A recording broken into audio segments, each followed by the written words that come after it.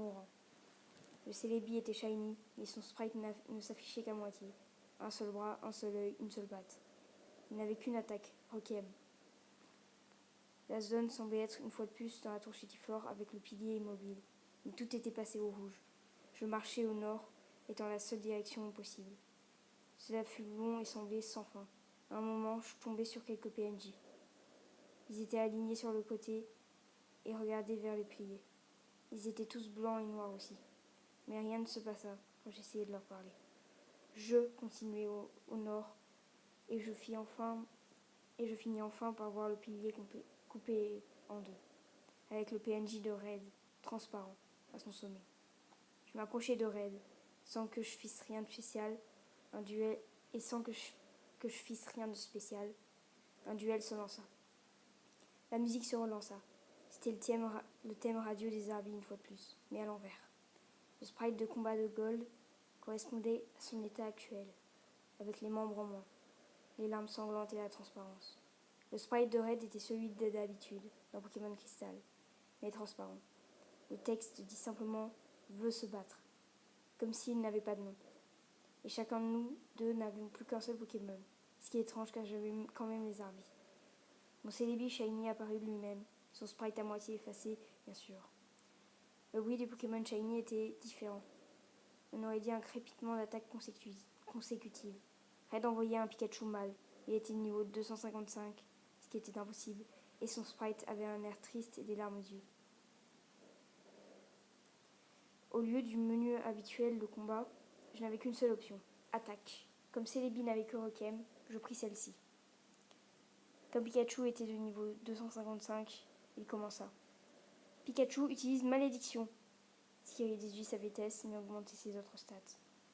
Je suis pas sûr que Pikachu puisse utiliser Malédiction en temps normal. Celebi utilise Requiem. Bon, dans 3 tours, les 2 Pokémon tomberont KO. Je n'avais pas trop le choix. À ce point, le menu de combat n'apparut plus. Le combat continuait sans moi. Il n'y avait pas d'animation non plus. Pikachu utilise Fléau, ce qui ne fit pas grand-chose, vu que son niveau était au max. Celebi utilise Requiem. Évidemment, rien ne se passa. Pikachu utilise Frustration. Fit d'énormes dégâts, ne laissant plus que 10 PV à Celebi. Celebi utilise Balance, ce qui me surprit car Celebi n'avait pas cette attaque à la base. Pikachu et Celebi se retrouvèrent tous les deux à 150 PV. Pikachu utilise Regard Noir, ce qui ne fait rien. Et comme prévu, après ces 3 tours, mon Celebi tomba KO. Mais le texte disait « Celebi est mort ». Et au lieu de descendre vers le bras, le sprite disparut tout simplement. Bizarrement, Pikachu ne tomba pas malgré le Requiem. Il utilisa une 5e attaque, au-delà de la limite. Pikachu utilise Prive Destin. Puis ça dit Pikachu est mort, avec une animation de fondu rapide. Apparemment, j'avais gagné, vu que le sprite de Red apparut en disant 3 petits points. À ce moment, j'eus très peur, car le sprite transparent de Red était soudainement décapité, ne laissant rien que son corps transparent. Le combat s'arrêta dans un fondu noir et au silence. Je revins dans le monde du jeu, avec un autre changement sur le sprite de Gold. Il était transparent, comme le sprite de Red. Vite, j'ai regardé son profil, et je vis que son sprite n'était plus qu'une tête avec une peau transparente. La tête avait été zoomée un petit peu, dévoilant un vide noir à la place des yeux. Il avait à présent 40 badges.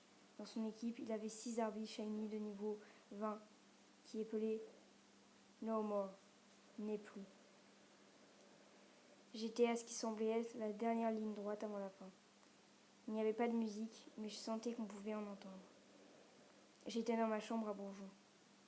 Peut-être que je vais enfin pouvoir jouer normalement, mais je me repris vite. Ce fou sadique avait certainement quelque chose en tête. Je marchais, plutôt flottais, dans la maison, tentant d'interagir avec les objets comme la télé, mais rien ne se passa. J'avais peur d'aller vers l'étage en dessous, peur de voir ce qui m'attendait. Enfin, marcher était relatif, comme le sprite de Gold ne s'animait pas en marchant. Voilà, c'était comme s'il flottait au-dessus du sol, comme les fantômes dans Pokémon Diamant et Perle. Je n'eus d'autre choix que d'aller à l'étage en dessous. J'arrivai à l'étage en dessous normalement, mais ma mère n'était pas là. Aucun objet ne fonctionnait non plus. Je tentais de sortir de la maison, mais ça ne marcha pas. Au lieu de sortir, Gold continuait à marcher vers le sud, dans le vide noir. Je continuais au sud dans l'espoir de comprendre ce qui se passe. Ma maison disparut alors que je m'enfonçais dans le vide. Les traits noirs du sprite de Gold étaient passés au blanc, pour contraster avec le vide. À un moment, j'ai rencontré une zone blanche où Gold repassait au noir le temps de son passage. Je continuais au sud. Enfin, je vis quelque chose. Je vis le sprite habituel de Gold, avec toutes ses couleurs, en PNJ. En lui parlant, ça a dit « Goodbye, forever ». Au revoir, pour toujours. Avec un espace entre toujours et 3 petits points. Et il disparut. Soudain, ça dit « Point d'interrogation, utilise cauchemar », ce qui était évidemment impossible. Gold fit une autre animation de corde sortie vers le bas. Je revins alors au creux de 4 cases entourées de pierres tombales. Enfin, dur à dire, car Gold n'apparaissait plus du tout. Je tentais de bouger, mais rien ne se passa. Même pas le bruit qui vient quand on se cogne un mur. Je regardais le profil de Gold. Il n'avait plus du tout son sprite. Il n'avait plus aucun badge et toutes les icônes de champion de Johto étaient remplacées par des crânes, des têtes de mort. Je regardais mes Pokémon. C'était à présent des Arbines niveau 25 qui épelaient, j'osais le dire, I'm dead, je suis mort. En sortant du menu, la zone creuse se remplit de cases comme les murs autour. Et je compris enfin ce que c'était cette salle, alors que le texte suivant apparut. Repose en paix. RIP. Cette salle était une grande tombe, entourée par d'autres. Gold était déjà mort probablement plusieurs années après avoir vaincu Red. Il était un jeune dresseur qui, malgré ses efforts d'avoir collecté autant de badges et devenir un maître Pokémon, a été incapable d'éviter le destin mortel qui l'attendait. Et ses efforts ont été vraisemblablement oubliés par la génération suivante. Ce fut impossible de sortir de cet écran. Une fois arrivé là, peu importe les boutons pressés, rien ne se passait. J'ai éteint et rallumé la Game Boy et relancé le jeu, ramené au même cauchemar. J'ai donc éteint à nouveau et arrêté ce cauchemar horrible. Après cette expérience, je ne regarderai plus les Arbis de la même façon. Ils disent que seule la première génération de jeux Pokémon regorge de légendes sur ce genre. Mais la seconde génération m'a montré combien la vérité était en fait déplaisante. Je vais sûrement bien m'amuser avec Soul Silver, mais je ne pourrai pas oublier ce que ce jeu truqué m'a montré.